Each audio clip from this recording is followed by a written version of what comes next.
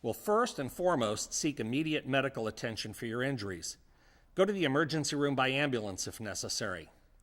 If you're physically able or have friends or family present, be sure to take photos of the vessels and their locations, and also be sure to try to get the names and telephone numbers of any witnesses to the accident. Oftentimes, people will come up and say they saw the accident, but they're long gone by the time a law enforcement officer arrives to investigate. Witnesses to these accidents can be crucial, since there won't be any skid marks or other evidence showing which direction the boat or boats were traveling.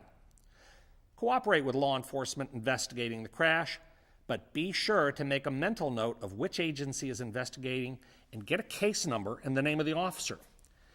If you believe the operator of the vessel was drinking, be sure to tell the officer that. Remember, operators of boats have a duty to use reasonable care for the safety of their passengers. If you're hurt as a passenger on a boat because you believe the operator failed to use caution under the circumstances, be sure to report the incident to law enforcement or to the Coast Guard. Boating incidents are accidents that occur on navigable waterways like rivers, marked channels, the intracoastal, or an open ocean are often governed by federal law, not state law. In some cases, both state and federal law apply, complicating matters. But if the accident occurred on a navigable waterway, there is a shortened statute of limitations that requires you to take prompt action to preserve your rights.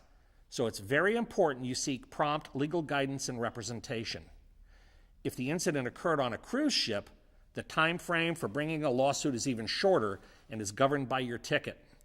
Federal law prevents you from calling members of the Coast Guard as witnesses in an accident, even if they took a statement from the captain or boat operator which admits guilt. Therefore, it's very important that you identify all witnesses who overheard statements made by the boat's operator. It is also very important that we identify the vessel quickly and determine if there's insurance coverage. Unlike cars, which are registered in the state in which they're garaged, boats may be registered in the state, they may be registered as a documented vessel by the United States government, or in some cases, even a foreign government. This becomes very important in our handling of the case. Finally, depending on the size of the boat, it may be covered by the owner's homeowner's insurance policy or by a separate boat insurance policy. Florida does not require a boat owner to carry insurance, and this can pose a dilemma for you. Ask the boat owner who his or her insurance is through and write it down. That will help us expedite finding coverage needed to pay your medical bills or other expenses. Remember that at Proley, LaPorte & Mulligan, any telephone conference or initial consultation is free of charge.